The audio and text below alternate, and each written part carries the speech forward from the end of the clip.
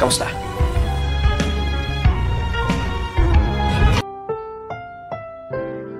Ang susunod na programa ay rated PG. Ito ay nangangailangan ng patnubay at gabay ng magulang para sa mga batang manonood.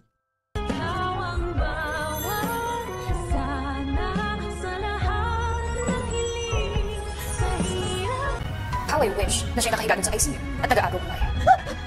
Sa tuluyan ngang paglitaw nitong si Justin na anak nitong si Giselle ay unti-unti na rin nating makikita ang tunay nitong ugali. Matapos kasi ang naging enkwentro nilang mag-ina ng makabangga nga ng isang babae itong si Giselle, ay may tatawagan itong si Justin at sasabihin niya dito na sana daw ay ang kanyang inang si Giselle na lang ang nakomatose at hindi ang kanyang lolo na awang-awa nga siya dahil sa kalagayan nito. Nabagamat nakita niya nga ay hindi niya naman nakausap. Pero hindi naman natin masisisi itong si Justin dahil nga sa pinabigay siya ng kanyang inang si Giselle. At ang buong akala nga nitong si Giselle ay patay na ang kanyang nag-iisang anak. Samantala, napakatigas nga naman talaga ng mukha nitong si Moira dahil sa pupunta pa rin siya sa Apex kahit pa ban na siya dapat dito. Kaya naman nang makita siya ni Giselle ay agad niya itong pagbabawalan. Pero ayon naman kay Moira ay hahatidan niya lang naman daw ng pagkain ang kanyang anak na si Zoe. Na ang buong katotohanan naman talaga ay makikibalita lang ito kung patay na si Lolo Pepe. At pangaasar pa ni Moira kay Giselle na hindi naman daw nito mararamdaman at mararanasan ang pagiging ina dahil nga sa pinamagay nito ang kanyang anak noon. Talaga nga namang itong si Derek ay love na love talaga si Moira dahil sa kahit ano pang gawing pigil nila Robert at Giselle dito ay magagawa talaga nito ang gusto nitong gawin. Samantala, ito namang si Lynette ay patuloy na nakakaranas ng anxiety at habang siya ay nagpapahinga ay bigla na lang bubukas ang pinto ng kanyang kwarto at feeling niya talaga ay may taong gustong pumatay sa kanya. Samantala, mukhang nawawala ng pag-asa itong si Annalyn dahil sa sitwasyon ng kanyang lolo at nang makasalubong ng ating bida itong si Lyndon ay mapapayakap na lang siya dito. Kaya naman agad tatanungin ni Lyndon kay Annalyn kung ano bang nangyari. Kaya naman kung isa ka rin sa mga umaasang sana hindi pa naman namatay si Lolo Pepe ay pakilike ang video na ito and don't forget to subscribe. Thanks for watching and see you next time. Bye-bye!